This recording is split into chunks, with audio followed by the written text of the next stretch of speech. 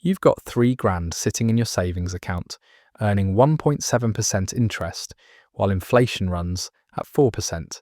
Every month that cash sits there, it buys you less than it did the month before.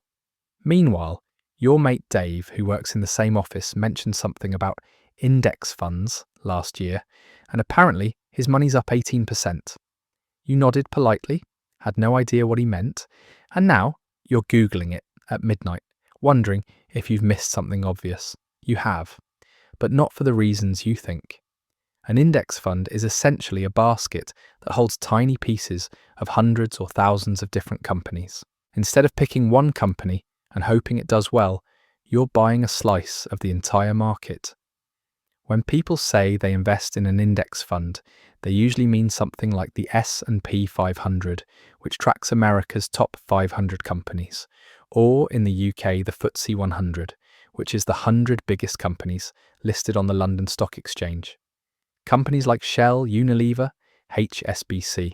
The household names, plus a bunch of pharmaceutical and mining firms you've never heard of, but are apparently worth billions. Here's why this matters. If you bought shares in just Tesco and they had a terrible year, your money tanks. But if you own an index fund tracking the FTSE 100, Tesco's bad year gets balanced out by the other 99 companies.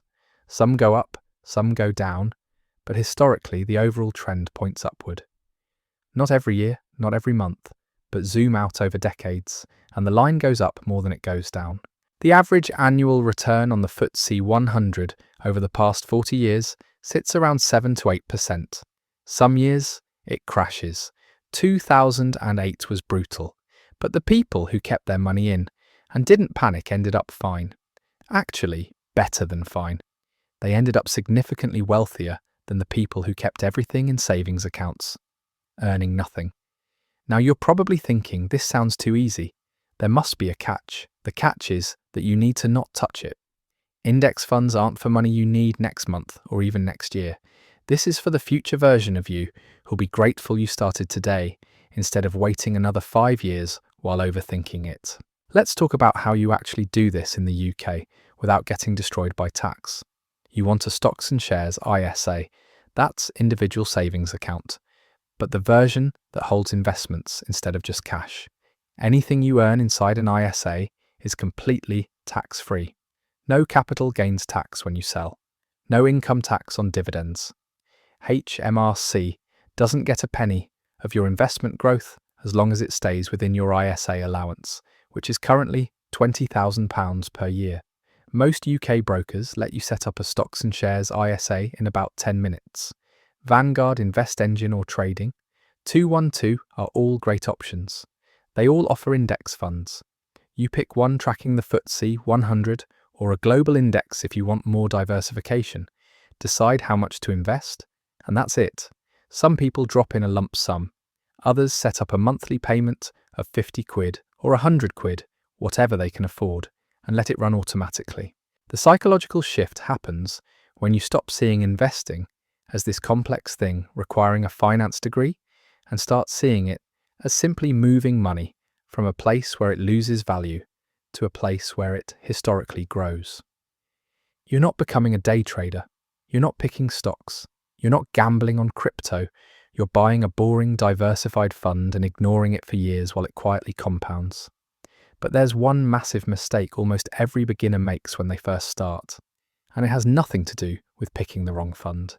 It's about timing, behaviour, and the exact moment most people completely sabotage themselves without realising it. The mistake is checking your balance constantly. You put money into an index fund, then you open the app 3 days later to see how you're doing. The market's down 0.5%. Your stomach drops. You check again the next week. It's down another 1%. Now you're convinced you've made a terrible decision and you're about to lose everything. So you sell, lock in the loss, and go back to your savings account where at least the number doesn't move. Except it does move. It moves down in real terms because inflation is eating it alive, but at least you can't see it happening in real time. Here's what actually works. You invest the money and then you pretend it doesn't exist. Not for a week, not for a month, for years. The stock market will have bad days, bad weeks, even bad years. In 2020, it collapsed when the pandemic hit. People who panicked and sold lost money. People who left it alone or even bought more during the crash ended up with massive gains by 2021. The market rewards patience and punishes panic. Always has, always will. This is why monthly contributions work so well psychologically. You set up a standing order for 50 quid every month into your stocks and shares ISA. Some months you're buying when the market's high. Other months you're buying when it's low. Over time, this averages out. It's called pound cost averaging, but forget the term.